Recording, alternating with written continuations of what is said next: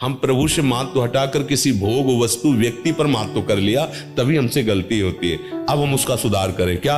हाय हमसे ऐसा क्यों हो गया, ये सेकंड गया, अब इसका क्या प्रायश्चित होगा? राधा राधा राधा, इसी गलती से वहां गलती हुई थी, जो भगवत विस्मरण हो गया। जितनी भी गलतियां होती है उसका सबका कारण मुख्य होता है भगवान का विस्मरण होना। प्रभु का कहे हनुमंत विपत्ति प्रभु सोई, जाओ तो सुमिरन।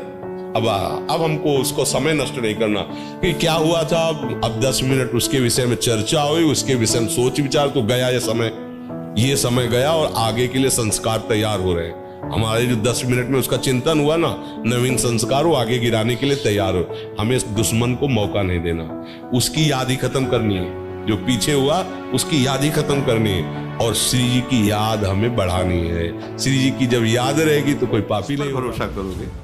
बंदूक पे किट से हो गई नहीं चली तो, बंदूक वाले से तुम्ही को शूट कर दे तो, किसी और से मिलकर तुम्ही को शूट कर दे तो, मित्र से बदल गया तो, शरीर का छूट गया तो, यहां तो कुछ भरोसे लायक दिखाई नहीं दे रहा है।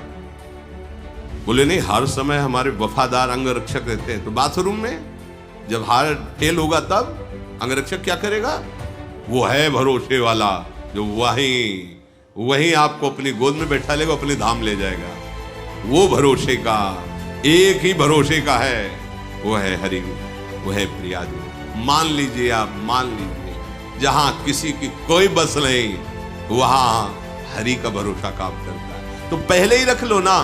और बहुत बेईमान हृदय है लोग में यही होते हैं कि चाहे मर जाऊं पर मैं इसको अब दंड दूंगा क्योंकि इसने अपमानित किया है। पर अध्यात्मिक मार्ग का पथिक अपने कर्म जाए अपकारी, उमा क्षमा श्राप होते भारी, खुद भोगेगा राधा राधा राधा। चलो काय को अर्जोगे? भक्त का स्वभाव मृदु और शरद। अगर आप मृदु शरद हो सह गए हो तो ये मत समझो कि उसको दंड नहीं मिलेगा। उमा क्षमा साप होते भारी, उसको भयानक दंड देगा, ईश्वर दंड देगा।